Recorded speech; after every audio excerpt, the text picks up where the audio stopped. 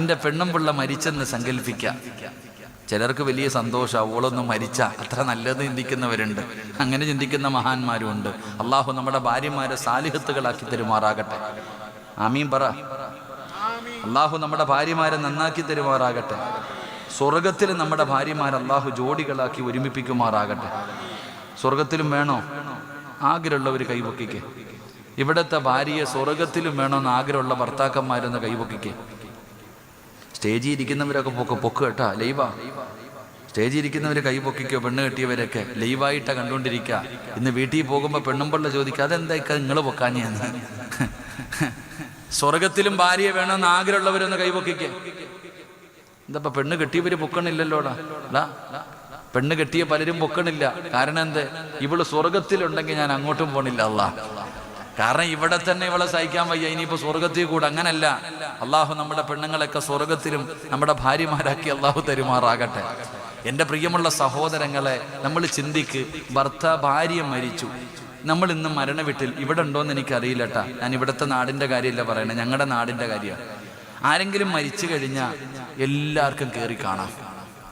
ആണിനും പെണ്ണിനും എല്ലാവരും കയറി ഇങ്ങനെ മയ്യത്ത് കാണാറുണ്ട്. അവസാനം മയ്യത്ത് കുളിപ്പിച്ചു, കഫം പൊതിയാൻ സമയമാകുമ്പോഴത്തേക്കും എന്നാ ഇടിയാന്നറിയാവോ കാണാൻ. ആണും പെണ്ണും ആദ്യം പെണ്ണുങ്ങളെ വിളിച്ച് കാണിച്ചു കൊടുക്കും. കണ്ടോ, വരി വരിയായി നിൽക്കും, പിന്നെ ആണുങ്ങൾ. എൻ്റെ പ്രിയപ്പെട്ട സഹോദരങ്ങൾ, അവസാനം ഭർത്താവ് ഭാര്യയുടെ മയ്യത്തിൻ്റെ ചാരത്തിങ്ങനെ നിൽക്കുക. അപ്പൊ ചോദിക്കുക, പൊതിയാൻ പോവാ, ഇനി ആരെങ്കിലും കാണാനുണ്ടെങ്കിൽ കണ്ടോളെ. എന്താ പറയണേ? എടാ, മരിച്ചിട്ട് മയ്യത്ത് പൊതിയാൻ മൂക്കിൽ പഞ്ഞി വെച്ചിട്ട് കഫം പൊതി എടുത്തിട്ട് മുഖം മറയ്ക്കുന്നതിന് മുമ്പ് പെണ്ണിന്റെ വാപ്പയും കൂടപ്പറപ്പും ഭർത്താവും കുടുംബക്കാരും ചോദിക്കുക, ഇനി ആർക്കെങ്കിലും കാണാനുണ്ടോന്ന്. കൊണ്ടുവന്ന് കാണിച്ചു, പൊതിഞ്ഞു. പിന്നെ പള്ളി കൊണ്ടുപോയിട്ട് മയ്യത്ത് നിസ്കരിക്കും. നിസ്കാരം കഴിഞ്ഞിട്ട് അവിടെ വെച്ചൊന്ന് അഴിച്ചിട്ട് ചോദിക്കും, ഇനി ആർക്കെങ്കിലും കാണാനുണ്ടോ? ഇനി ആർക്കെങ്കിലും കാണാനുണ്ടോ? കണ്ടു.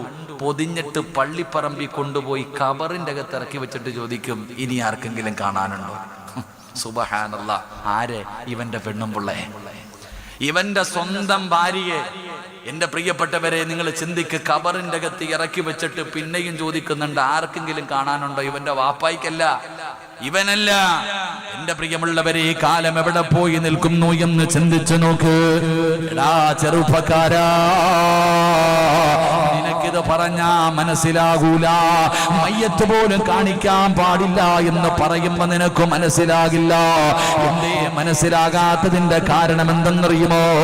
വിവാഹം കഴിച്ച് നിക്കാഹ് കഴിഞ്ഞ ഉടനെ അതാ ഓഡിറ്റോറിയത്തിന്റെ പന്തലിന്റെ അകത്ത് കെട്ടിയ പെണ്ണിനെ ചാരത്ത് നിർത്തിയിട്ട് കൂട്ടുകാരുടെ കൂടെ ഒരുമിച്ച് നിർത്തിയിട്ട് സെൽഫി എടുക്കുന്നവനാ. സ്വന്തം ഭാര്യയുടെ മയ്യത്ത് നാട്ടുകാരെ കാണിക്കരുതെന്ന് പറഞ്ഞാൽ ഇന്നത്തെ ചെറുപ്പക്കാർക്ക് മനസ്സിലാവൂല. കാരണം അവൻ കല്യാണം കഴിച്ചിട്ട് ആ കല്യാണത്തിന്റെ ഓഡിറ്റോറിയത്തിൽ തൻ്റെ കൂട്ടുകാരെ മുഴുവനും ഈ കെട്ടിയ പെണ്ണിന്റെ ശരീരത്തിലേക്ക് ചേർത്ത് നിർത്തിയിട്ട് ഫോട്ടോ എടുക്കാൻ നിന്ന് കൊടുക്കുന്ന ഇവൻ ഇത് തിരിയുമോ? അള്ളാഹു നമുക്ക് ഈമാൻ നൽകുമാറാകട്ടെ. പറ, അള്ളാഹു ഈമാൻ നൽകുമാറാകട്ടെ. അതിന് നിന്നുകൊടുക്കുന്ന പെൺകുട്ടികൾ, അതിന് നിന്നുകൊടുക്കുന്ന പെൺകുട്ടികൾ. എങ്കിൽ എൻ്റെ പ്രിയപ്പെട്ട പെങ്ങളെ, അള്ളാഹുവിന്റെ പ്രവാചകന്റെ പ്രിയപ്പെട്ട പൊന്നുമോള് മഹ്ദി ഫാത്തിമ ബീബി റളിയല്ലാഹു തആല അൻഹാ, ഫാത്തിമ ബീബി റളിയല്ലാഹു തആല അൻഹാ പടച്ചവനെ മരിക്കുന്നതിന് മുമ്പാണ് തന്റെ പ്രിയപ്പെട്ട ഭർത്താവിനോട് പറഞ്ഞു കൊടുത്തത്. അവിടെ നിന്ന് കൊടുത്ത വസിയത്ത് എന്തെന്നറിയുമോ? ഞാൻ മരിച്ചു കഴിഞ്ഞാൽ പകല് എന്നെ കബറടക്കരുത്, രാത്രിയിൽ വേണം എന്നെ കബറടക്കാൻ. അല്ലാഹുവിന്റെ പ്രവാചകന്റെ പൊന്നാര മകൾ അവിടുന്ന് തന്റെ കുടുംബത്തോട് പറയുകയാ, ഞാൻ മരിച്ചു കഴിഞ്ഞാൽ പകലെന്നെ കബറടക്കരുത്, രാത്രിയിലെ കബറടക്കാവൂ. മഹാനായ അലി ഇബ്നു അബീ ത്വാലിബ് റളിയല്ലാഹു തആല അൻഹു തന്റെ പ്രിയപ്പെട്ട ഭാര്യയോട് ചോദിക്കുന്നു, ഫാത്തിമ പറയാറുള്ള കാരണം എന്താ? എന്തേ പകല് കബറടക്കിയാൽ ആ സമയത്ത് അവിടെ നിന്ന് പറഞ്ഞ മറുപടി എന്തെന്നറിയുമോ? എന്റെ ശരീരം നിങ്ങളല്ലാതെ ഇന്ന് വരെ ഒരു അന്യ പുരുഷനെ കണ്ടിട്ടില്ല. എന്റെ ശരീരമോ എന്റെ ഔറത്തോ ഇന്ന് വരെ ഒരു അന്യ പുരുഷനെ കണ്ടിട്ടില്ല. പകലാണ് എന്നെ കബറടക്കുന്നതെങ്കിലോ എന്റെ മയ്യത്ത് പൊതിയുന്നത്, എന്റെ മയ്യത്ത് ചുമക്കുന്നത്, എന്റെ മയ്യത്ത് കബറിൽ ഇറക്കി വെക്കുന്നത് അന്യ പുരുഷന്മാരായിരിക്കുമല്ലോ അലിയേ. 3 കഷ്ടം വെള്ളത്തുണിയില് പൊതിഞ്ഞിട്ട് എന്റെ മയ്യത്തിങ്ങനെ ചുമന്നു കൊണ്ടുപോകുമ്പോ കബറിന്റെ അകത്തേക്ക് ഇറക്കുമ്പോ അവരെന്റെ ശരീരത്തിന്റെ വടിവ് കാടുമല്ലോ. അതെനിക്കിഷ്ടമല്ല അലിയേ. അതുകൊണ്ട് രാത്രിയിലെ എന്റെ മയ്യത്ത് കബറടക്കാവൂ എന്ന് തന്റെ പ്രിയപ്പെട്ട ഭർത്താവിനോട് അല്ലാഹുവിന്റെ പ്രവാചകന്റെ പൊന്നാര മകള് പറഞ്ഞു കൊടുക്കുമ്പോ ആ ഫാത്തിമ ബീബി റളിയല്ലാഹു തആല അൻഹയുടെ പുറകിൽ നിന്നാണടി നിനക്ക് സ്വർഗ്ഗത്തിൽ പോകേണ്ടത്. ആ ഫാത്തിമയല്ലേ സ്വർഗ്ഗത്തിന്റെ റാണി. ആ ഫാത്തിമ ബീബിയുടെ പുറകിൽ നിന്ന് സ്വർഗ്ഗത്തിൽ പോകാൻ എന്റെ ഈ നാട്ടിലെ എത്ര പെങ്ങന്മാർക്കാ, എന്റെ ഈ നാട്ടിലെ എത്ര പെണ്ണുങ്ങൾക്കാ കഴിയുന്നത്. അതുകൊണ്ടാണ് എന്റെ പ്രിയപ്പെട്ടവരോട് പറയുകയാ, അല്ലാഹുവേ കണ്ണുകളെ സൂക്ഷിക്കണേടാ ചെറുപ്പക്കാരാ. ഹറാം കാണല്ലേ, അന്യപുരുഷന്റെ ശരീരം കാണല്ലേ, അന്യപുരുഷന്മാരുടെ സൗറത്ത് കാണല്ലേ, അന്യ പെണ്ണുങ്ങളുടെ ശരീരം കണ്ടുകൊണ്ട് ആസ്വദിക്കല്ലേ ചെറുപ്പക്കാരാ. നീ വിചാരിക്കും ഇത് സാധാരണ പാപമാണെന്ന്. ഒരിക്കലും നിങ്ങളങ്ങനെ കരുതരുത്, ഒരിക്കലും നിങ്ങളങ്ങനെ പറയരുത്. അതൊരു സാധാരണ പാപമല്ല. നിന്റെ ദുനിയാവും ആഖിറവും നഷ്ടപ്പെടുത്തി കളയുന്ന ഒരു വലിയ പാപമാ. ഒരു ചരിത്രം പറഞ്ഞു തരട്ടെ, അതിന്റെ ഗൗരവം മനസ്സിലാക്കാൻ നിനക്കൊരു ചരിത്രം പറയാ. എന്റെ പ്രിയപ്പെട്ട ചെറുപ്പക്കാരാ, അല്ലാഹുവിന്റെ പരിശുദ്ധമായ കഅബാലയത്തിന്റെ മതാഫിലൂടെ ഒരു മഹാനിങ്ങനെ തവാഫ് ചെയ്യുകയാണ്. അല്ലാഹുവേ പരിശുദ്ധമായ കഅബാലയമുണ്ടല്ലോ, അല്ലാഹുവിന്റെ അർശിന്റെ നേരെ താഴെയിരിക്കുന്ന പടച്ച റബ്ബിന്റെ കഅബാലയമുണ്ടല്ലോ, ഞാനും നിങ്ങളും നേരെ നിന്ന് നിസ്കരിക്കുന്ന പരിശുദ്ധമായ കഅബാലയമുണ്ടല്ലോ, സ്വർഗ്ഗത്തിൽ നിന്ന് കൊണ്ടുവന്ന ഹജറുൽ അസ്വദ് എന്ന് പറയുന്ന കല്ലുകൊണ്ട് അലങ്കരിച്ച അല്ലാഹുവിന്റെ പ്രവാചകന് ചുംബനം കൊടുത്ത അല്ലാഹുവിന്റെ പ്രവാചകൻ തന്റെ ഹൃദയം ചേർത്ത് വെച്ച ആ പരിശുദ്ധമായ കഅബാലയത്തിന്റെ മതാഫിലൂടെ ഒരു മഹാനിങ്ങനെ നടക്കുമ്പോ ഒരു ചെറുപ്പക്കാരൻ കഅബാലയത്തിന്റെ കില്ല പിടിച്ചിട്ട് കരയുകയാ. അല്ലാഹുവേ കഅബാലയത്തിന്റെ കില്ല പിടിച്ചുകൊണ്ട് പടച്ച റബ്ബിനോട് പൊട്ടിക്കരഞ്ഞുകൊണ്ട് ദുആ ചെയ്യുകയാണ്. എന്താണ് പറയുന്നതെന്നറിയുമോ? അല്ലാഹുവേ എന്റെ സഹോദരങ്ങളുടെ ഗതി എനിക്ക് വരുത്തല്ലേ അല്ലാ. പടച്ച റബ്ബിനോട് പറയുകയാ, എന്റെ ജ്യേഷ്ഠന്മാരുടെ ഗതി എനിക്ക് വരുത്തല്ലേ അല്ലാ. ഈമാനുള്ള മരണം തരണേ അല്ലാ. ഇത് മാത്രമാണ് പറയുന്നത്, ഇത് മാത്രമാണ് പറയുന്നത്. എന്റെ ജ്യേഷ്ഠന്മാരുടെ ഗതി എനിക്ക് വരുത്തരുത്, എനിക്ക് ഈമാനുള്ള മരണം തരണേ അല്ലാ. കഅബാലയത്തിന്റെ കില്ല പിടിച്ചിട്ട് കരയുന്ന ചെറുപ്പക്കാരനെ കണ്ടപ്പോ ഈ മഹാനവിടെന്ന് ചോദിക്കുകയാ, മോനെ നീ എന്തേ ഇങ്ങനെ ദുആ ചെയ്യുന്നത്? പലരും നരകത്തിൽ നിന്ന് രക്ഷപ്പെടാറ്, പലരും നല്ല പടച്ചവനെ സ്വർഗം കിട്ടാറ്, ഇങ്ങനെ ഒരുപാട് കാര്യങ്ങൾ ദുആ ചെയ്യുമ്പോ നീ ഇതല്ലാതെ വേറെ ഒന്നും പറയുന്നില്ലല്ലോ. മാറ്റി നിർത്തിയിട്ട് ചോദിക്കുകയാ, എന്താണ് നിന്റെ സഹോദരങ്ങൾക്ക് സംഭവിച്ചത്? ആ ചെറുപ്പക്കാരൻ അവിടെ നിന്ന് പറഞ്ഞു കൊടുത്ത മറുപടി എന്തെന്നറിയുമോ?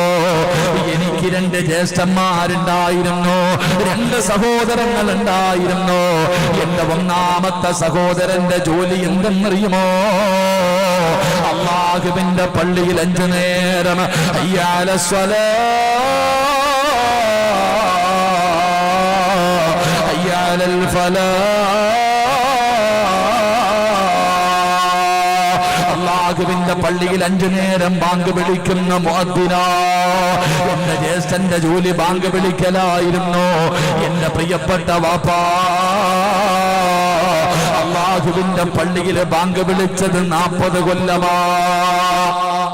40 വർഷക്കാലം അല്ലാഹുവിന്റെ പള്ളിയിൽ ബാങ്ക് വിളിച്ചിരുന്ന ജ്യേഷ്ഠനായിരുന്നു. എത്ര വലിയ പ്രതിഫലമാണെന്ന് ചിന്തിച്ചു നോക്കൂ. അല്ലാഹുവിന്റെ പള്ളിയിൽ ബാങ്ക് വിളിക്കുന്നവർക്ക് പടച്ചറപ്പ് കൊടുക്കുന്ന പ്രതിഫലം എത്രയോ വലുതാ ചെറുപ്പക്കാരാ. മോനെ, ജീവിതത്തിൽ ഒരിക്കലെങ്കിലും ബാങ്ക് വിളിക്കണമെടോ. അല്ലാഹുവിന്റെ പള്ളിയിൽ പോയിട്ട് മുഅദ്ദിൻ ഉസ്താദിന്റെ കയ്യിൽ പിടിച്ചിട്ട് അവിടെ നിന്ന് ചോദിക്കണം, ഉസ്താദ് എനിക്കൊരവസരം തരുമോ? ഒരിക്കലെങ്കിലും ഒന്ന് ബാങ്ക് വിളിക്കാൻ. കാരണം ബാങ്ക് വിളിക്കുന്നതിന് വല്ലാത്ത പ്രതിഫലമാ.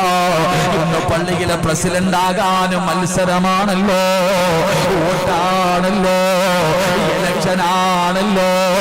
വീടുകൾ തോറും കയറിയിറങ്ങിയിട്ട് രാഷ്ട്രീയക്കാര് വോട്ട് പിടിക്കുന്നത് പോലെ പള്ളിയുടെ പ്രസിഡന്റ് ആകാ, സെക്രട്ടറി ആകാ, വോട്ട് കിട്ടുന്ന കാലമാണല്ലോ. എങ്ങനെയെങ്കിലും കമ്മിറ്റിയെ തറക്കിയതാ, കറക്കി തറയിലിടാൻ ഒരുപാട് ഗൂഢാലോചനകൾ നടത്തുന്ന കാലമാണല്ലോ. അല്ലാഹുവേ, മഹാനായ നബി മുഹമ്മദ് മുസ്തഫ സല്ലല്ലാഹു അലൈഹി വസല്ലമ തങ്ങൾ പറയുകയാ, അല്ലാഹുവിന്റെ പള്ളിയിൽ ബാങ്ക് വിളിക്കുന്ന മനുഷ്യന് കിട്ടുന്ന പ്രതിഫലം അറിഞ്ഞിരുന്നെങ്കിൽ, അല്ലാഹുവിന്റെ പള്ളിയിൽ ബാങ്ക് വിളിക്കുന്ന മനുഷ്യന് അല്ലാഹു കൊടുക്കുന്ന പ്രതിഫലം അറിഞ്ഞിരുന്നെങ്കിൽ പ്രസിഡന്റ് ആകാ മത്സരിക്കൂല, സെക്രട്ടറി ആകാ പണം ചെലവഴിക്കില്ല, പള്ളിയിലെ മുഅദ്ദിനാകാൻ മത്സരിക്കുമായിരുന്നു എന്ന് ആദരവായ പ്രവാചകൻ നബി മുഹമ്മദ് മുസ്തഫ. ആദരവായ പ്രവാചകൻ നബി മുഹമ്മദ് മുസ്തഫ. 3 സ്വലാത്ത് സ്വല്ലല്ലാഹു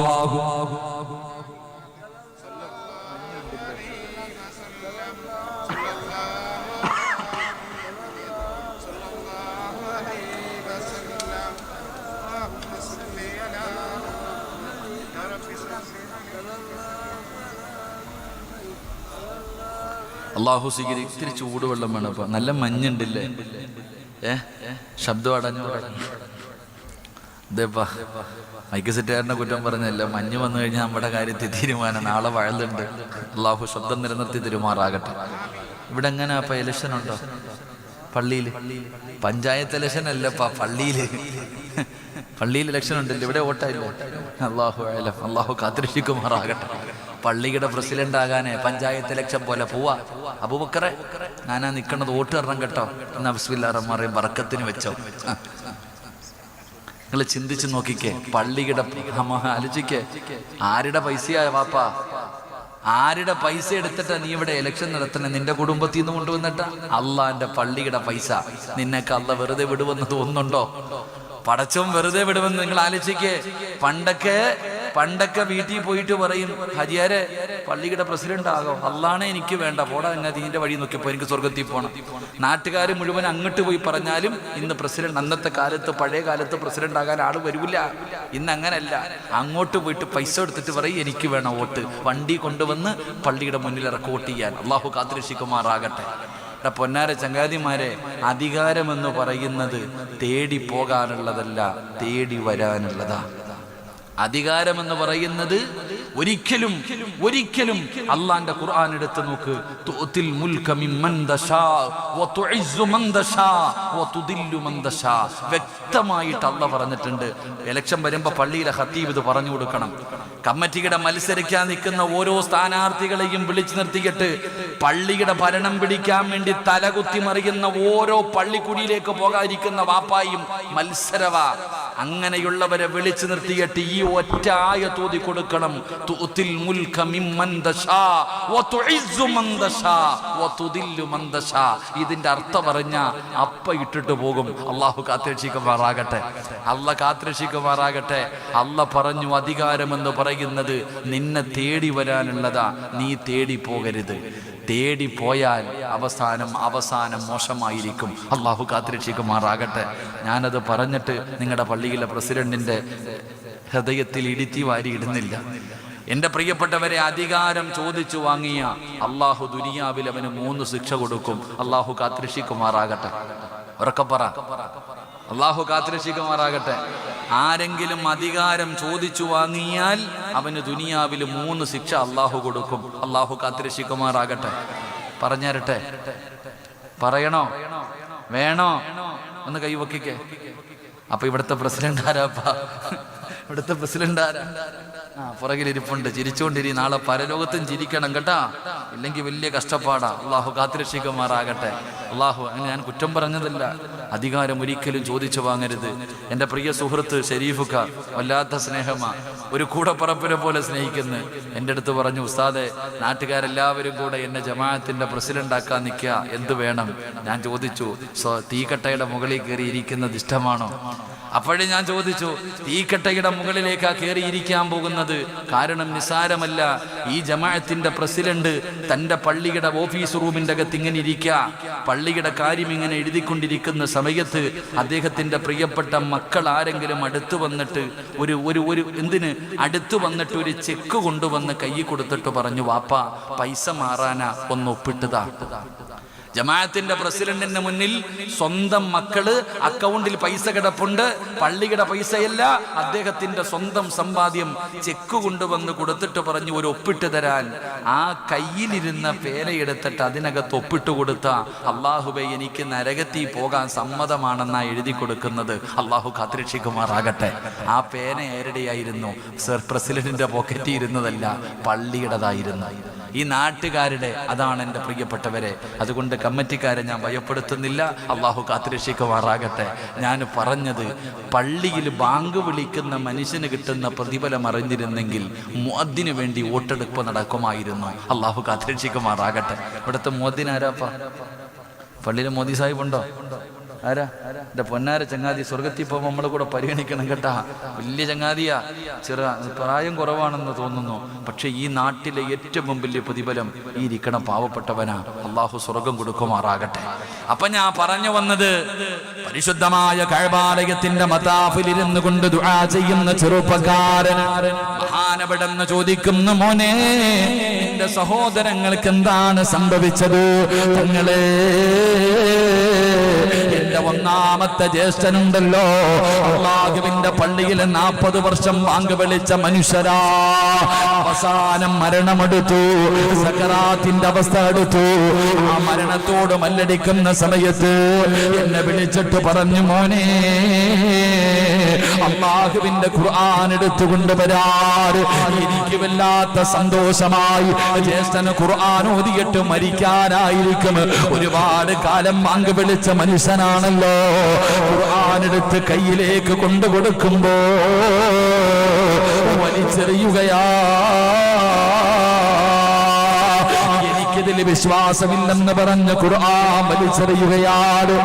എന്നിട്ട് ചെറുപ്പക്കാരൻ കരഞ്ഞുകൊണ്ട് പറയുകയാ, എന്റെ ജ്യേഷ്ഠൻ ഈമാനില്ലാതെ മരിച്ചുപോയി. എന്റെ ജ്യേഷ്ഠന്റെ അവസാനം മോശമായിരുന്നു. ചെറുപ്പക്കാരൻ കരയുകയാണ്. ചെറുപ്പക്കാരൻ കരയുകയാണ്. എന്റെ രണ്ടാമത്തെ സഹോദരനുണ്ടല്ലോ, അതേ പള്ളിയിൽ തന്നെയാണ് ബാങ്ക് വിളിച്ചത്. എന്റെ ജ്യേഷ്ഠനും അതുപോലെ 10-30ഓളം വർഷം, ഒരുപാട് കാലം എന്റെ രണ്ടാമത്തെ ജ്യേഷ്ഠനും ബാങ്ക് വിളിച്ചു. രണ്ടാമത്തെ ജ്യേഷ്ഠന്റെയും ആഖിബത്ത്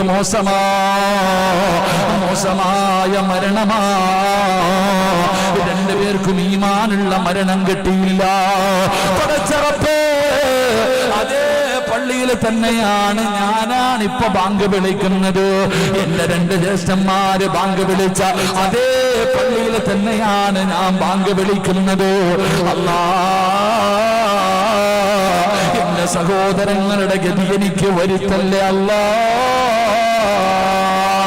ഞാനതാണ് അല്ലാഹുവിനോട് ദുആ ചെയ്യുന്നത്. പടച്ചറപ്പേ, മഹാനവറുകളുടെ കണ്ണ് നിറയുകയാ. മഹാനവറുകളുടെ കണ്ണ് നിറയുകയാണ്. എന്തോ പാപമാ ചെയ്തത്. ഇവർ രണ്ടുപേരുടെയും മരണം മോശമാകാണ്. ഇവര് കള്ള് കുടിക്കുന്നവരായിരുന്നില്ല, അവർ വ്യഭിചരിക്കുന്നവരായിരുന്നില്ല, അവര് പലിശ തിന്നുന്നവരായിരുന്നില്ല, അവർ അഹങ്കരിച്ച് നടന്നവരായിരുന്നില്ല, അവര് ശിർക്ക് ചെയ്തവരായിരുന്നില്ല, അവര് നിസ്കരിക്കുന്നവരായിരുന്നു, അവര് ഖുർആൻ ഓതുന്നവരായിരുന്നു, അവര് സദഖ കൊടുക്കുന്നവരായിരുന്നു. ആയിരുന്നു, അവര് സ്വലാത്ത് പറയുന്നവരായിരുന്നു, അവര് വഅദ് കേൾക്കുന്നവരായിരുന്നു. എന്നിട്ടും അവരുടെ അവസാനം മോശമാകാറുള്ള കാരണം എന്തെന്നറിയുമോ? അവരുടെ ജീവിതത്തിൽ ഒരു പാപം ചെയ്യുന്നവരായിരുന്നു. ഒരേ ഒരു തെറ്റ് അവരുടെ ജീവിതത്തിൽ ഉണ്ടായിരുന്നു. വാപ്പാ നിനക്കുമുണ്ട്, നിങ്ങളെ നിനക്കുമുണ്ട്. ചെറുപ്പക്കാരാ, ഒരു പാപം നിന്റെ ജീവിതത്തിലുണ്ടോ എന്ന് നോക്കടാ. മഹാനവറുകളോട് കരഞ്ഞുകൊണ്ട് പറയുകയാ,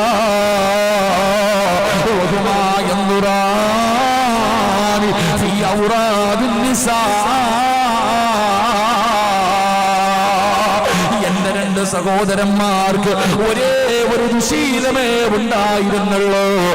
ഏത് ദുശീലമെന്നറിയുമോ? അന്യ പെണ്ണുങ്ങളുടെ ഔറത്ത് കാണുന്ന ഒരു സ്വഭാവമുണ്ടായിരുന്നു. അന്യ പെണ്ണുങ്ങളുടെ ഔറത്ത് കാണുന്ന ഒരു സ്വഭാവമുണ്ടായിരുന്നു തങ്ങള്. അതുകൊണ്ടായിരിക്കാം എന്നെ കൂടപ്പിറപ്പുകളുടെ അവസാനം മോശമായി പോയത്. അവിടുന്ന് കരഞ്ഞുകൊണ്ട് പറയുമ്പോ, പറയടാ, സാധാരണ പാപമാണോ? പടച്ചവനെ, യൂട്യൂബിനകത്ത് കയറിയിട്ട് അല്ലാഹുവേ, ഉടുതുണിയില്ലാത്ത പെണ്ണിന്റെ വീഡിയോ കാണുന്ന ചെറുപ്പക്കാരാ, എന്റെ പ്രിയപ്പെട്ട പെങ്ങള്, വാട്സപ്പിലൂടെ കാമുകന് നല്ല ചിത്രം അയച്ചു കൊടുക്കുന്ന പെണ്ണ്, എന്റെ പ്രിയപ്പെട്ട ഭർത്താക്കന്മാരെ, എടാ സായിപ്പ് ഉടുതുണിയില്ലാതെ കിടന്ന് വ്യഭിചരിക്കുന്നതിന്റെ വീഡിയോ മകർ കൊടുത്ത് വിവാഹം കഴിച്ച പ്രിയപ്പെട്ട ഭാര്യയോ മണിയറയ്ക്കകത്ത് പിടിച്ചടുത്തിരുത്തിയിട്ട് ആ വൃത്തികെട്ട വീഡിയോ കാണിച്ചു കൊടുക്കുന്ന ചെറുപ്പക്കാരാ, അല്ലാഹു നമുക്ക് ഈമാൻ തരുമാറാകട്ടെ. എത്ര വ്യക്തമായി ചിന്തിച്ചു നോക്ക്. എന്റെ ചെറുപ്പക്കാർ, ആവശ്യമില്ലാത്ത സെക്സ് വീഡിയോ കാണുന്ന എത്രയോ ചെറുപ്പക്കാരുണ്ട്. ആവശ്യമില്ലാത്ത ശരീരത്തിന്റെ ഔറത്തുകൾ അന്യ പുരുഷന്മാരുടെ മൊബൈലിലേക്ക് സെൻഡ് ചെയ്ത് കൊടുക്കുന്ന എത്ര പെൺകുട്ടികളുണ്ട്. സ്വന്തം വിവാഹം കഴിച്ച ഭാര്യയ്ക്ക് സായിപ്പിന്റെ വീഡിയോ കാണിച്ചു കൊടുക്കുന്ന ഭർത്താവ്. അള്ളാഹു കാത്തിരക്ഷിക്കുമാറാകട്ടെ. പിന്നെ എന്തിനാടാ പഹയ നീ പെണ്ണ് കെട്ടിയത്? കണ്ടവന്റെ കാണിച്ചു കൊടുക്കാനാണെങ്കിൽ പിന്നെ എന്തിനാ എൻ്റെ പ്രിയപ്പെട്ട ഭർത്താക്കന്മാർ? അള്ളാഹു നമുക്ക് ഈമാൻ നൽകുമാറാകട്ടെ. അത് നിസ്സാര പാപമല്ല, അത് നിസ്സാര പാപമല്ല. അതുകൊണ്ടാണ് 4000 പ്രവാചകന്മാരെ കണ്ട ലുഖ്മാനുൽ ഹക്കീം റളിയല്ലാഹു തആല അൻഹു നമ്മളോട് പറഞ്ഞു തരികയാ, അന്യ വീട്ടിലേക്ക് കടന്നുപോയാൽ നിന്റെ കണ്ണിനെ നീ സൂക്ഷിക്ക്. കാരണം നിന്റെ സ്വർഗവും നരകവും ആ കണ്ണിലുണ്ട്. നിന്റെ സ്വർഗവും നരകവും ആ കണ്ണിനെ നീ സൂക്ഷിച്ചാൽ അള്ളാഹു നിനക്ക് സ്വർഗം തരും. ആ കണ്ണിനെ നീ സൂക്ഷിച്ചില്ലെങ്കിൽ നീ നരകത്തിന്റെ അടിത്തട്ടിൽ പോയി വീഴും. അള്ളാഹു നമ്മളെ കാത്തിരക്ഷിക്കുമാറാകട്ടെ. അള്ളാഹു നമ്മളെ കാത്തിരക്ഷിക്കുമാറാകട്ടെ. എൻ്റെ പ്രിയമുള്ളവരെ, സംഘാടകർ നിങ്ങളുടെ മുന്നിലേക്ക് കടന്നു വരികയാ. എന്തിനു വേണ്ടി എന്നറിയുമോ? ഈ നാട്ടിലെ അള്ളാഹുവെ, ഈ നാട്ടിലെ പെൺകുട്ടികളെ സാലിഹത്തുകളാക്കാൻ, ഈ നാട്ടിലെ പെൺകുട്ടികൾക്ക് ഇൽമു പഠിപ്പിക്കുന്ന ഒരു ബിൽഡിംഗ് കിട്ടുന്നതിന് വേണ്ടി, ഒരു നല്ല ലക്ഷ്യത്തോടു കൂടി ആ മക്കള് ബക്കറ്റുമായിട്ട് നിങ്ങളുടെ മുന്നിലേക്ക് കടന്നു വരുന്നത്. ഒരു ചാക്ക് സിമെന്റിന്റെ പൈസ, ഒരു കല്ലിന്റെ പൈസ നിങ്ങൾക്ക് ആർക്കെങ്കിലും കൊടുക്കാൻ കഴിയുമോ? എന്റെ പ്രിയപ്പെട്ടവരെ, ആൺമക്കളെ പഠിപ്പിക്കാനല്ല, നിങ്ങൾ നല്ലതുപോലെ മനസ്സിലാക്കൂ, ഈ നാട്ടിലെ പെൺകുട്ടികളെ പഠിപ്പിക്കാനാണ്. അവർക്ക് ദീനീപരമായിട്ടുള്ള കാര്യങ്ങൾ പഠിപ്പിച്ചു കൊടുക്കുന്നതിന് വേണ്ടിയാണ് ഈ മക്കള് നിങ്ങളുടെ മുന്നിലേക്ക് കടന്നു വരുന്നത്. അത് സാധാരണ ഒരു അറബി കോളേജ് പോലെ നിങ്ങൾ തെള്ളിക്കളയേണ്ട കാര്യമല്ല, വല്ലാത്ത പ്രതിഫലമാ. കാരണം ഒരു പെണ്ണ് രക്ഷപ്പെട്ട് കഴിഞ്ഞാൽ, ഒരു പെണ്ണ് നന്നായി കഴിഞ്ഞാൽ ഈ ലോകം തന്നെ നന്നാകുമടാ ചെറുപ്പക്കാരാ. ഒരു പെണ്ണ് നന്നായ ലോകം തന്നെ നന്നാവുകയാണ്. ഒരു പെണ്ണെങ്ങാനും തലതിരിഞ്ഞു പോയാ പടച്ചവനെ, എത്രയെത്രയോ കൊലകൊമ്പന്മാരെ മുട്ടതാ, ഒരുപാട് മഹാന്മാരെ താഴെ എത്തിച്ചത് പെണ്ണുങ്ങളാണല്ലോ. ഒരു പെണ്ണെങ്ങാനും പിഴച്ചു പോയാ പടച്ചവനെ ഈ ലോകം തന്നെ നശിച്ചു പോകുമെന്ന് പറഞ്ഞത് വെറുതെയല്ല. അതുകൊണ്ട് ഈ നാട്ടിലെ പെണ്ണുങ്ങൾ അല്ലാഹുവിനെ ഭയക്കുന്ന പെൺമക്കളാകണം. ചെറുപ്പം മുതലേ ഖുർആൻ ഓതാൻ പഠിക്കുകയാണ്, നമസ്കരിക്കാൻ പഠിക്കുകയാണ്, പടച്ചവനെ നല്ല കാര്യങ്ങൾ പഠിക്കുകയാണ്, പടച്ചവനെ ഇസ്ലാമിന്റെ നിയമങ്ങൾ അനുസരിച്ച് ജീവിക്കാൻ പഠിക്കാനാ. അങ്ങനെ ഒരു സ്ഥാപനത്തിന് വേണ്ടിയാ നിങ്ങളുടെ മുന്നിലേക്ക് കടന്നു വരുന്നത്. മടി കാണിക്കല്ലേ, മടി കാണിക്കല്ലേ. കൊറോണ എന്ന് പറയുന്ന ഒരു വൈറസ് രോഗം കടന്നു വന്നിട്ട് വർഷം തികയാറായല്ലോ. എന്തേ സംഭവിച്ചത്? കോടീശ്വരന്മാരുടെ പണമൊക്കെ എവിടെ പോയി? ശാസ്ത്രലോകം മുഴുവനും പരാജയപ്പെട്ടു പോയത് ഒരു ചെറിയ വൈറസിന്റെ മുന്നിലാ. ലക്ഷക്കണക്കിന് ആൾക്കാർ 6 അടി മണ്ണിന്റെ അകത്തെത്തിച്ചത് ഈ രോഗമാണല്ലോ. കോടാനുകോടി ജനങ്ങള് തന്റെ കുടുംബത്തിൽ നിന്ന്, തന്റെ ഭാര്യയിൽ നിന്ന്, തന്റെ മക്കളിൽ നിന്ന്, തന്റെ മാതാപിതാക്കളിൽ നിന്ന്, സ്വന്തം വീടിന്റെ അകത്ത് നിന്ന് മാറ്റിയിരുത്തി ചിന്തിപ്പിക്കാറ് ഈ രോഗമൊരു കാരണമായതെങ്കിലോ ഈ പാവപ്പെട്ട മക്കൾ അവന് വീട് വെക്കാറല്ല, അവന്റെ പെങ്ങളെ കെട്ടിക്കാറല്ല, അവന് ഭക്ഷണം കഴിക്കാറല്ല. ഈ നാട്ടിലെ പെൺമക്കളെ ദീനീപരമായിട്ടുള്ള ഇൽമ പഠിപ്പിക്കുന്നതിന് വേണ്ടിയോ ഈ മക്കള് കടന്നു വരുമ്പോ കയ്യിലുള്ളതിലൊരു നല്ല സദക്ക എടുത്തോ. കൊടുത്താ കിട്ടുന്ന പ്രതിഫലമെന്താ? സദഖത്തു റദ്ദുൽ ബലാ. സദക്ക വിപത്തുകളെ തട്ടിമാറ്റുമെന്നാണ്, സദക്ക വിപത്തുകളെ തട്ടിമാറ്റുമെന്നാണ്. ക്യാൻസർ രോഗത്തിനെ മാറ്റാറ് മോനെ മരുന്നില്ലെന്നാരാടാ പറഞ്ഞത്? ക്യാൻസറിനെ മാറ്റാൻ മരുന്നില്ലെന്നാരാ പറഞ്ഞത്? പൊന്നുമോനെ, ഈ വരുന്ന ബക്കറ്റിന്റെ അകത്ത് മനസ്സറിഞ്ഞുകൊണ്ടൊരു സദക്ക ഇടടാ. ഏത് രോഗത്തിനെയും മാറ്റാറുള്ള മരുന്നാ, ഏത് സിഹറിനെയും ബാത്തിലാക്കാനുള്ള മരുന്നാ, ഏത് ശാപത്തെയും തകർക്കാനുള്ള മരുന്നാ, ഏത് പ്രയാസത്തെയും മാറ്റാറുള്ള മരുന്നാ. മുത്തുനബിയല്ലേ പറഞ്ഞത്? അതുകൊണ്ട് എല്ലാവരും മനസ്സറിഞ്ഞുകൊണ്ടൊരു സദഖയെടുത്തോ. എന്റെ പ്രിയപ്പെട്ട പെങ്ങളോ, കൊടുക്കുന്നത് സിറാജ് ഉസ്താദിനല്ല, ഇവിടത്തെ കമ്മിറ്റിക്കാരുടെ കയ്യിലല്ല, കൊടുക്കുന്നത് പടച്ചറപ്പിനാ.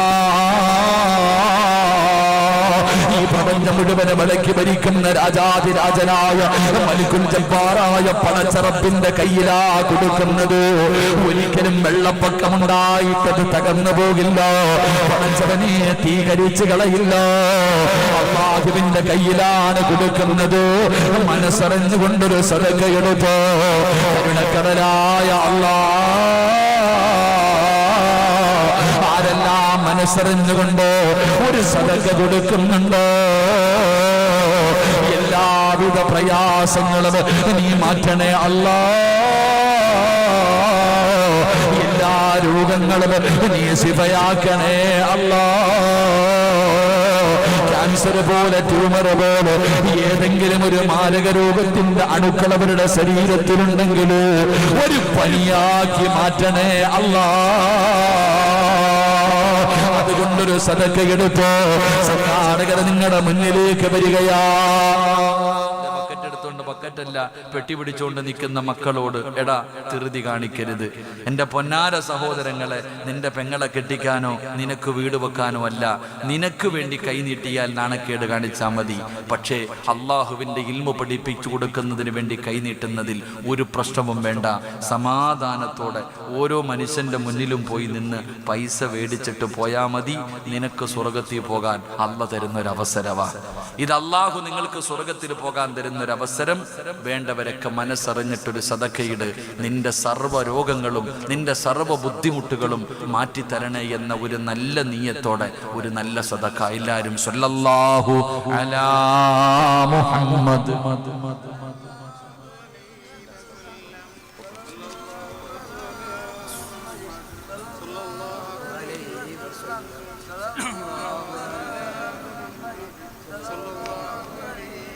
اللهم صل യാ റബ്ബി സ്വല്ലി അലൈഹി വസല്ലം. അല്ലാഹു സ്വീകരിക്കുമാറാകട്ടെ. കരുണക്കടലായ ദയാലുവായ അല്ലാഹ്, ഈ സ്വലാത്തിന്റെ ബറക്കത്ത് കൊണ്ട് ആരെല്ലാം മനസ്സറിഞ്ഞുകൊണ്ടൊരു സദഖ കൊടുക്കുന്നു, കരുണക്കടലായ അല്ലാഹ്, അവരെ നീ അറുത്തു മുറിക്കല്ലേ തമ്പുരാന്. മാരകമായ ക്യാൻസർ പോലെയുള്ള സമ്പാദ്യം മുഴുവനും വിറ്റ് ചികിത്സിച്ചാലും മാറാത്ത ഒരു രോഗവും നീ കൊടുക്കല്ലേ അല്ലാഹ്. എല്ലാ പ്രയാസങ്ങളും നീ മാറ്റണേ അല്ലാഹ്. സമാധാനമുള്ള ജീവിതം കൊടുക്കണേ അല്ലാഹ്. പടച്ചവനെ, മരിക്കുന്ന സമയത്ത് ഈ ചെയ്യുന്ന ചെറിയ സദഖയാണെങ്കിലും ഇതിന്റെ പ്രതിഫലം കണ്ടു മരിക്കാതെ നീ ഭാഗ്യം കൊടുക്കണേ അല്ലാഹ്. സ്വീകരിക്കുമാറാകട്ടെ. എല്ലാവരും മനസ്സറിഞ്ഞുകൊണ്ടൊരു നല്ല സദഖ. കാരണം ഈ നാട്ടിലെ പെൺകുട്ടികളെ ദീനീ കുടുംബമാക്കി മാറ്റാൻ, ഒരു പെണ്ണ് നന്നായ ലോകം നന്നാകും.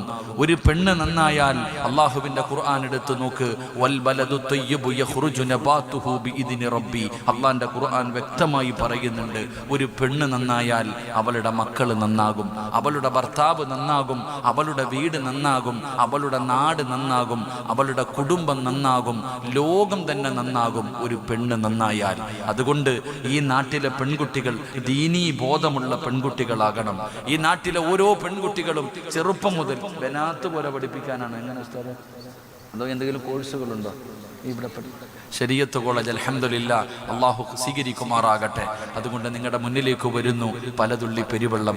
ലക്ഷങ്ങൾ ഞാൻ ചോദിച്ചില്ല, നിങ്ങളുടെ കയ്യിലുള്ളതിൽ കൊടുത്തിട്ട് അൽഹംദുലില്ലാ ആ ഒരു നന്മയ്ക്ക് കൂട്ടുനിൽക്ക്. അള്ളാഹു നമുക്ക് ഭാഗ്യം നൽകുമാറാകട്ടെ. അതുകൊണ്ട് എൻ്റെ പ്രിയമുള്ളവരെ, മഹാനായ ലുഖ്മാനുൽ ഹക്കീം റളിയല്ലാഹു തആല അൻഹു നമുക്ക് തരുന്ന മൂന്നാമത്തെ ഉപദേശം, നീ നിന്റെ കണ്ണിനെ സൂക്ഷിക്ക്. അന്യ വീട്ടിലേക്ക് കടന്നു പോകുമ്പോൾ, നിന്റെ പരിചയത്തിലുള്ള മറ്റുള്ളവരുടെ വീട്ടിലേക്ക് കടന്നു പോകുമ്പോൾ നിന്റെ കണ്ണുകളെ നീ സൂക്ഷിക്ക്. എങ്കിലും നിന്റെ ദുനിയാവും ആഖിറവും രക്ഷപ്പെടും. അള്ളാഹു നമ്മളെ രക്ഷപ്പെടുത്തുമാറാകട്ടെ. അള്ളാഹു നമ്മളെ രക്ഷപ്പെടുത്തുമാറാകട്ടെ. 4 സമയം 11 മണിയായി. നിർത്താറായോ?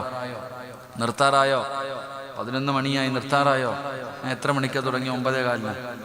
9:30 തുടങ്ങി, 10:30, 11, 2 മണിക്കൂറായില്ലേ? 9:30, 10, 1.5 മണിക്കൂറായില്ലേ? അൽഹംദുലില്ലാ. അരമണിക്കൂറും കൂടെ ഇരിക്കുവോ? ഒരെണ്ണം കൂടെ പറഞ്ഞ് ദുആ ചെയ്യാം. ഇരിക്കുവോ? വേണോ വേണ്ടേ? വേണോന്ന് ആഗ്രഹമുള്ളവർ കൈപൊക്കിക്കോ. പൈസ ഒതുക്കുമ്പോൾ ഇതുപോലെ പൊക്കണം കേട്ടാ. പൈസ ഒതുക്കി അവസാനം ഇൻഷാ അല്ലാഹ്. അല്ലാഹു സ്വീകരിക്കുമാറാകട്ടെ. മഹാനായ ലുഖ്മാനുൽ ഹകീം റളിയല്ലാഹു തആല അൻഹു 4000 പ്രവാചകന്മാരുടെ ഖാദിമായി നടന്ന മഹാനാ. ആ മഹാനാണ് നാലാമതായി പറഞ്ഞു തരുന്നത്. നാലാമത്തെ കാര്യം എന്തെന്നറിയുമോ? വഇൻ കുന്ത ബൈനന്നാസ്, ജനങ്ങളുടെ ഇടയിലേക്ക് ഇറങ്ങിക്കഴിഞ്ഞാൽ, കുടുംബക്കാരുടെ മുന്നിലേക്ക് ഇറങ്ങിക്കഴിഞ്ഞാൽ, നാട്ടുകാരുടെ മുന്നിലേക്ക് ഇറങ്ങിക്കഴിഞ്ഞാൽ, മോനെ ഫഹ്ഫദ് ലിസാനക, ഈ കാണുന്ന 32 പല്ലിന്റെ അകത്ത് കിടക്കുന്ന നിന്റെ നാവുണ്ടല്ലോ, മോനെ സൂക്ഷിക്കണേടാ ചെറുപ്പക്കാരാ. ഈ നാവിനെ നീ സൂക്ഷിക്കണേ പൊന്നുമോനെ. എന്റെ സ്നേഹനിധിയായ ഉമ്മ, അതാ 4 പെണ്ണുങ്ങളെ കൂടിക്കഴിയുമ്പോ, മരണ വീട്ടിലേക്ക് കടന്നു പോകുമ്പോ, കല്യാണ വീട്ടിലേക്ക് കടന്നു പോകുമ്പോ, അയൽവാസികളായ പെണ്ണുങ്ങൾ മുഴുവനും നിന്റെ വീട്ടിലേക്ക് ഒരുമിച്ച് കൂടുമ്പോ, ഈ നാവിനെ നീ സൂക്ഷിക്കണേ. ഇല്ലെങ്കിൽ നിന്റെ ദുനിയാവും ആഖിറവും നഷ്ടമാ. മഹാനായ ലുഖ്മാനുൽ ഹകീം റളിയല്ലാഹു തആല അൻഹു അടിമയായിരുന്നു ചെറുപ്പക്കാരാ. ഒരടിമയായിരുന്നടാ. അതാ ഒരു ദിവസം തന്റെ യജമാനൻ വിളിച്ചിട്ട് പറയുന്നു, ലുഖ്മാനെ, ഒരാടിനറുക്കാൻ പറയുകയാണ്, ഒരാടിനറുക്കാൻ പറയുകയാണ്. എന്നിട്ട് പറഞ്ഞു, ആടിനെ അറുത്തിട്ട് ഏറ്റവും നല്ലതായത്, ഏറ്റവും നല്ലതെന്റെ കയ്യിലേക്ക് കൊണ്ടുതരണേ. ലുഖ്മാൻ ഹക്കീം റളിയല്ലാഹു തആല അൻഹുവിനോട് ഒരാടിനെ അറുക്കാൻ പറഞ്ഞു. എന്നിട്ട് തന്റെ യജമാനൻ പറയുകയാണ്, ആടിന്റെ ശരീരത്തിൽ നിന്ന് ഏറ്റവും നല്ലത് നീ എടുത്തുകൊണ്ടുവാ. ഒരാടിനറുക്കാൻ പറഞ്ഞു. ആടിനറുത്തിട്ട് അതിന്റെ ശരീരത്തിൽ നിന്ന് ഏറ്റവും നല്ലതെടുത്ത് കൊണ്ടുവരാറ്. എന്റെ പ്രിയമുള്ളവരെ, ലുഖ്മാൻ ഹക്കീം റളിയല്ലാഹു തആല അൻഹു ആടിനെ അറുക്കുകയാണ്. എന്നിട്ട് തന്റെ യജമാനന്റെ മുന്നിലേക്ക് അതിന്റെ ശരീരത്തിൽ നിന്ന് ഏറ്റവും നല്ലത് കൊണ്ടുവരാൻ പറഞ്ഞപ്പോ കൊണ്ടുവന്നത് എന്തെന്നറിയുമോ? ആടിന്റെ നാക്കെടുത്ത് കൊണ്ടുവരികയാണ്, ആടിന്റെ ഹൃദയം എടുത്തു കൊണ്ടുവരികയാണ്, അതിന്റെ കരളെടുത്ത് കൊണ്ടുവന്നു, അതിന്റെ നാവെടുത്ത് കൊണ്ടുവന്നു. യജമാനന്റെ കയ്യിൽ കൊണ്ടുവന്ന് കൊടുത്തിട്ട് പറയുകയാണ്, ആടിന്റെ ശരീരത്തിലുള്ളതിൽ ഏറ്റവും നല്ലതിതാണ്. അല്ലാഹുവേ, യജമാനൻ അത്ഭുതപ്പെട്ടു പോയി, യജമാനൻ അത്ഭുതപ്പെട്ടു പോയി. അടുത്ത ദിവസം എത്തിയപ്പോ അവിടെന്ന് വിളിക്കുന്ന ലുഖ്മാൻ, ഒരാടിനെ അറുക്കൂ. എന്നിട്ട് ആ ആടിന്റെ ശരീരത്തിലെ ഏറ്റവും വൃത്തികെട്ടതെടുത്ത് കൊണ്ടുവാ, ഏറ്റവും മോശമായതിന്റെ കയ്യിലേക്ക് കൊണ്ടുവാ. ലുഖ്മാൻ ഹക്കീം റളിയല്ലാഹു തആല അൻഹു ആടിനെ അറുക്കുകയാണ്. എന്നിട്ട് കൊണ്ടുവന്നത് എന്തെന്നറിയുമോ? യജമാനന് പറഞ്ഞത് ഏറ്റവും മോശമായത് കൊണ്ടുവരാനാണ്. അപ്പോഴും കൊണ്ടുവന്നത് എന്തെന്നറിയുമോ? ആടിന്റെ നാവും ആടിന്റെ കരളുമാ.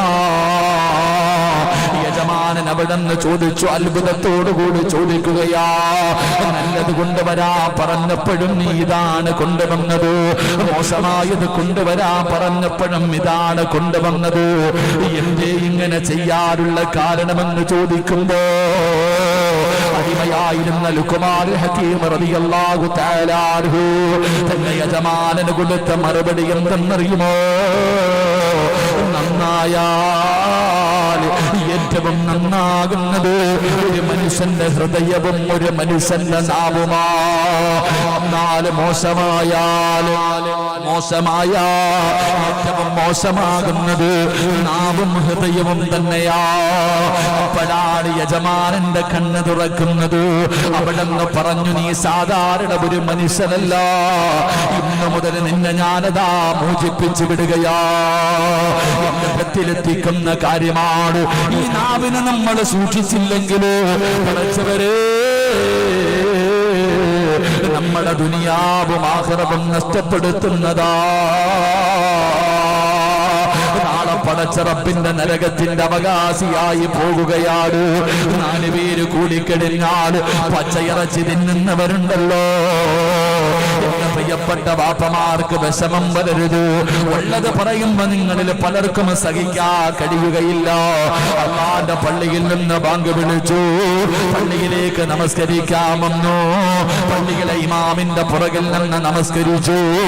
നമസ്കാരം കഴിഞ്ഞ് പള്ളിയിൽ നിന്ന് വെളിയിലേക്ക് ഇറങ്ങുമ്പോ പള്ളിയുടെ മുന്നിൽ നിന്നിട്ട് നാട്ടുകാരുടെ പച്ചയിറച്ചി തിന്നുന്ന ബാപ്പാ, പള്ളിയിലെ കമ്മറ്റിക്കാരുടെ ഇറച്ചിക്ക് വല്ലാത്ത രുചിയാ, പള്ളിയിലെ ഖതീബിന്റെ ഇറച്ചി വല്ലാത്തതാ. ശവം തിന്നി ഉറുമ്പുകളെ പോലെ കണ്ടവന്റെ ഇറച്ചി തിന്നുന്ന ഒരുപാട് സഹോദരങ്ങളുണ്ട്. ഇങ്ങനെ കഴിയുന്ന മനുഷ്യ 4 പെണ്ണുങ്ങൾ ഒരുമിച്ച് കൂടിയാ, അയൽവാസികളായ പെണ്ണുങ്ങൾ ഒരു സ്ഥലത്ത് ഒരുമിച്ച് കൂടിക്കഴിഞ്ഞ അല്ലാഹുവിനെ ഭയന്ന് ജീവിക്കുന്ന നാട്ടിലെ സ്വാലിഹത്തായ പെണ്ണുങ്ങളുണ്ടല്ലോ, അവരെ കുറിച്ച് എന്തെല്ലാം പറയുകയാണ്. ആവശ്യമില്ലാത്ത കാര്യങ്ങൾ നിങ്ങൾ ചോദിക്ക്, നിങ്ങൾ ചിന്തിക്ക്. ഈ പള്ളിക്കകത്ത് വന്ന് നിസ്കരിക്കും, നിസ്കാരം കഴിഞ്ഞ് ഇറങ്ങി പള്ളിയുടെ പടിയിലിരുന്നിട്ട് ആ നിസ്കരിച്ചതിന്റെ പ്രതിഫലം ഒന്നീ പള്ളിയിലെ ഇമാമിന്, അല്ലെങ്കിൽ പള്ളിയിലെ ഉസ്താദന്മാർക്ക്, അല്ലെങ്കിൽ പള്ളിയിലെ കമ്മിറ്റിക്കാർക്ക്, അല്ലെങ്കിൽ ഏതെങ്കിലും നാട്ടുകാർക്ക് കൊടുത്തിട്ട് ഗേറ്റിന് വെളിയിൽ ഇറങ്ങും. അള്ളാഹു ഈമാൻ തരുമാറാകട്ടെ. ഇല്ലേ, പള്ളിയുടെ പടി അങ്ങനെ ഒരു എടുത്തുകൊണ്ട് അസറൊക്കെ കഴിഞ്ഞാൽ പിന്നെ അവിടെ ഒരു വിഭാഗം ഇറച്ചി തിന്നുന്ന ഒരു വിഭാഗം, ശവം തിന്നി ഉറുമ്പുകളെ പോലെ താടിക്ക് വലിയ നീളം കാണും, 5-6 തഴമ്പ് നെറ്റി കാണും, ജുബ്ബയും തൊപ്പിയും ധരിച്ചിട്ടുണ്ടാകും. അങ്ങനെ ചിലരുണ്ട്. എല്ലാം അങ്ങനെ തന്നെ. ഞാൻ വ്യക്തമായി പറയുന്നു, അള്ളാഹുവിൻ്റെ ഖുർആനാ പറഞ്ഞത്. അങ്ങനെ ചില വിഭാഗമുണ്ട്.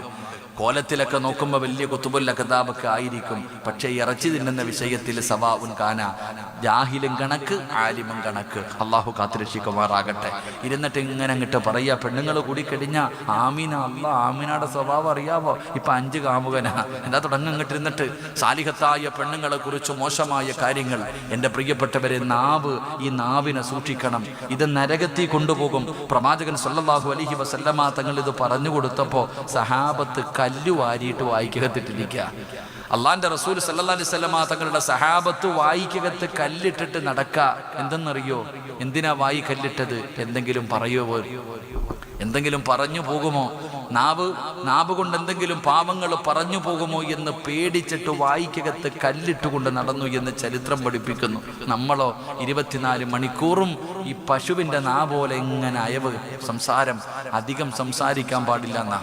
അധികമായിട്ട് സംസാരിക്കരുത്. മൻ കസറ കലാമുഹു കസറ ദുനൂബുഹു. പാപങ്ങൾ അധികരിക്കും. ഒരുപാട് സംസാരിക്കുമ്പോൾ പാപങ്ങൾ അധികരിക്കും. പാപങ്ങൾ അധികരിക്കുമ്പോൾ ഹൃദയം കല്ലായി പോകും, ഹൃദയം മരിച്ചു പോകും. ഹൃദയം മരിച്ചു കഴിഞ്ഞാൽ നരകത്തിൽ പോകും. അള്ളാഹു നമ്മളെ കാത്തിരക്ഷിക്കുമാറാകട്ടെ. അതുകൊണ്ട് എൻ്റെ സഹോദരങ്ങളെ, ആവശ്യമില്ലാത്തത് നാവ് കൊണ്ട് പറയരുത്.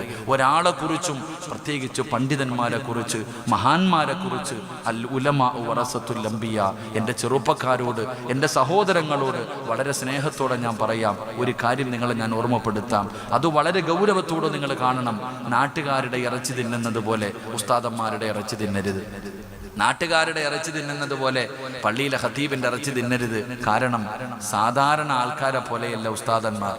ഉസ്താദന്മാരുടെ എന്തെങ്കിലും ന്യൂനതകളോ പോരായ്മകളോ ഉണ്ടെങ്കിൽ നീ നേരെ ഉസ്താദിന്റെ റൂമിൽ പോയിട്ട് സലാം പറഞ്ഞ് കയ്യെ പിടിച്ചിട്ട് പറ, ഉസ്താദെ അതങ്ങനല്ല ഇങ്ങനെ, അതൊരു മാന്യതയാ.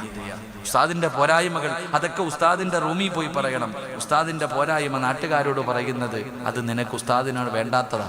ഞാൻ ഉറപ്പിച്ചു പറയുന്നു, ഹദീസിന്റെ കിതാബുകളിൽ കാണാം, ഉലമാക്കളുടെ ഇറച്ചി മോശമാണ്. ഉസ്താദന്മാരുടെ ഇറച്ചി സാധാരണ ഇറച്ചി പോലെയല്ല, വിഷം. ഉസ്താദന്മാരുടെ ഇറച്ചി വിഷമാണ്. ആ ഇറച്ചി തിന്ന അവസാനം വിഷമടിച്ച് ചാവുന്നവന്റെ അവസാനം അറിയാലോ. വിഷമടിച്ച് മരിക്കുന്നവന്റെ അവസ്ഥ, കണ്ണ് തെള്ളി മലമൂത്ര വിസർജനം നടത്തി വല്ലാത്ത അവസ്ഥയിലുള്ള മരണം. അള്ളാഹു കാത്തിരക്ഷിക്കുമാറാകട്ടെ.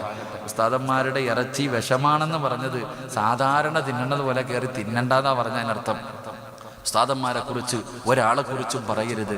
ഒരാളെ കുറിച്ചും ചെയ്തതാകട്ടെ ചെയ്യാത്തതാകട്ടെ. എടാ, പള്ളിയിലെ ഉസ്താദ് ഒരു പാപം ചെയ്താൽ ആ ചെയ്തത് പറയാൻ നിനക്കെന്ത് അധികാരമുള്ളേ? ഈ നാട്ടിലെ ഏതെങ്കിലും ഒരു ചെറുപ്പക്കാരൻ അല്ലെങ്കിൽ ഏതെങ്കിലും ഒരു പെണ്ണൊരു പാപം ചെയ്താൽ എല്ലാവരും പറയുന്നത് ചെയ്തതല്ലേ പറയുന്നേ. അതാ ന്യായം.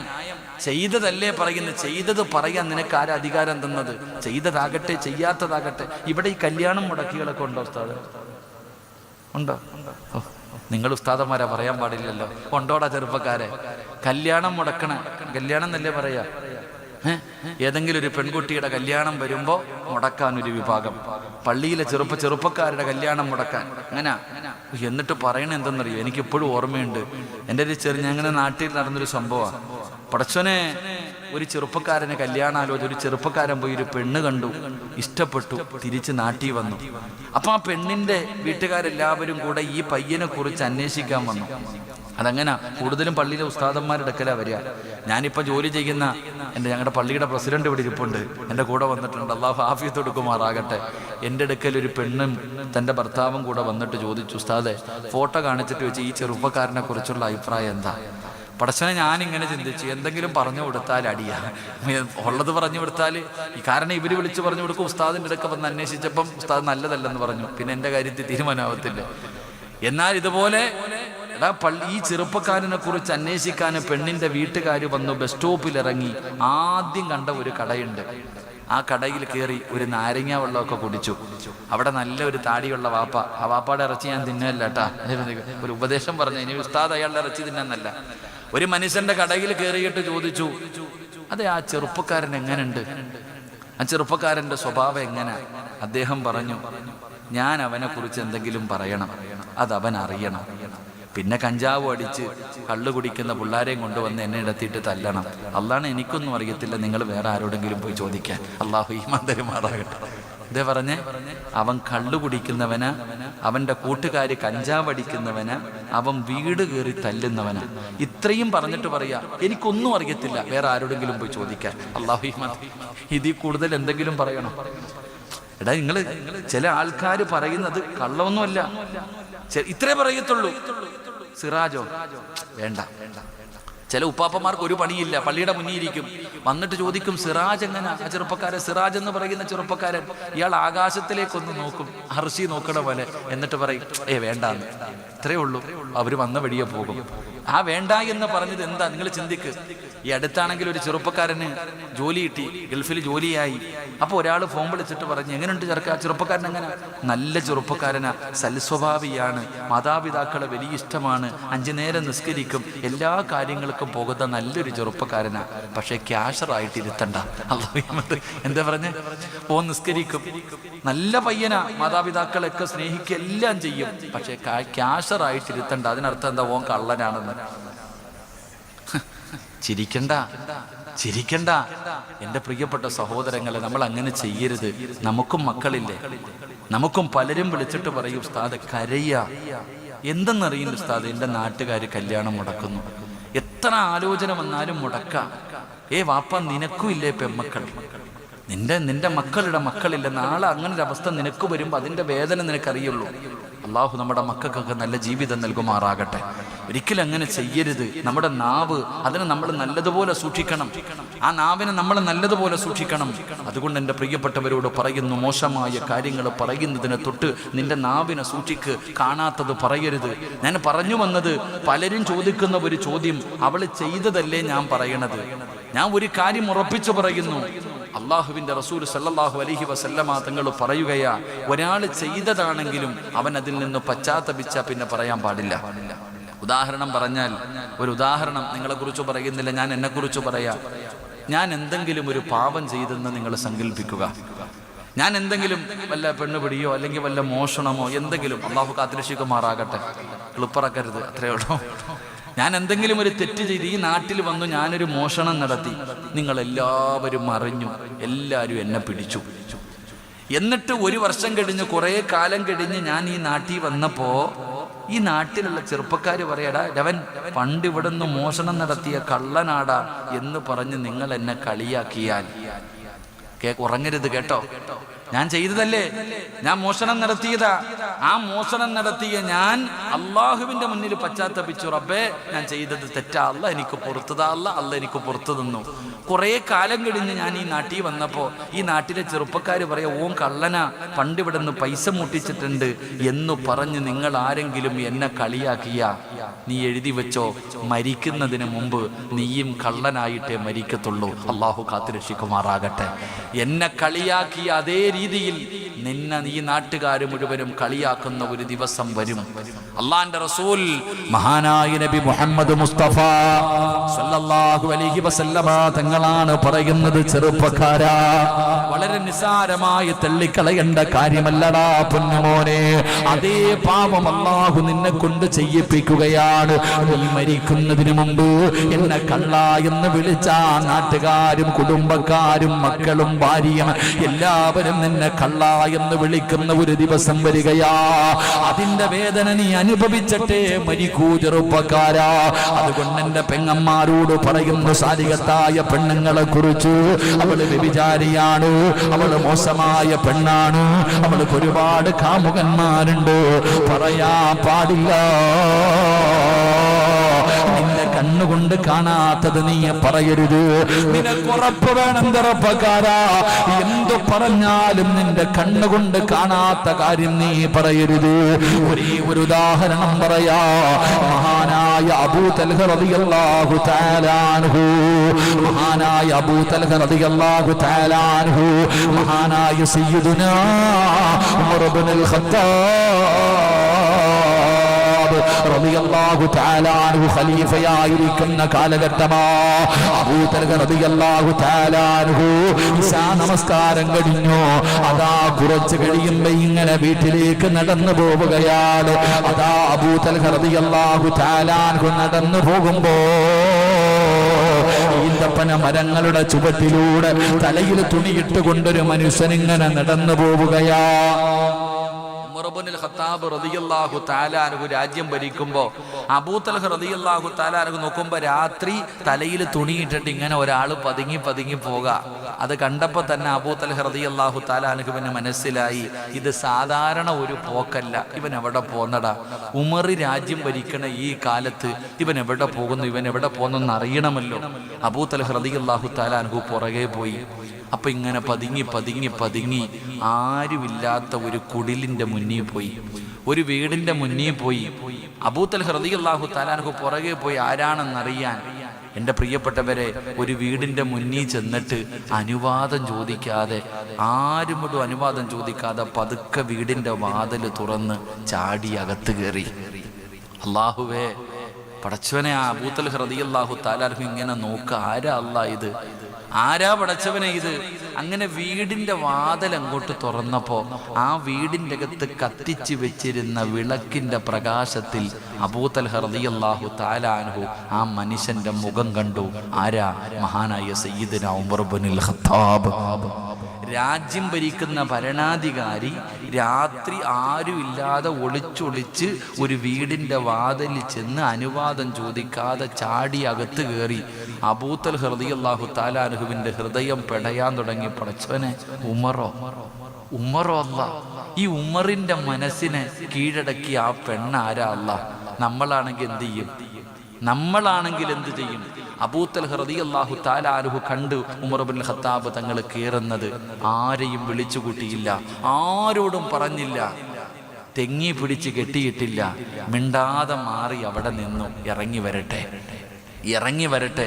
ഒരുപാട് സമയം നിന്നു, ഇറങ്ങി വന്നില്ല. അവസാനം അബൂ തൽഹ റളിയല്ലാഹു തആല അൻഹു വീടിന്റെ മുന്നിൽ ഒരു അടയാളം വെച്ചു. ഈ വീടറിയാൻ ഒരടയാളം വെച്ചു. തൻ്റെ വീട്ടിലേക്ക് പോയി.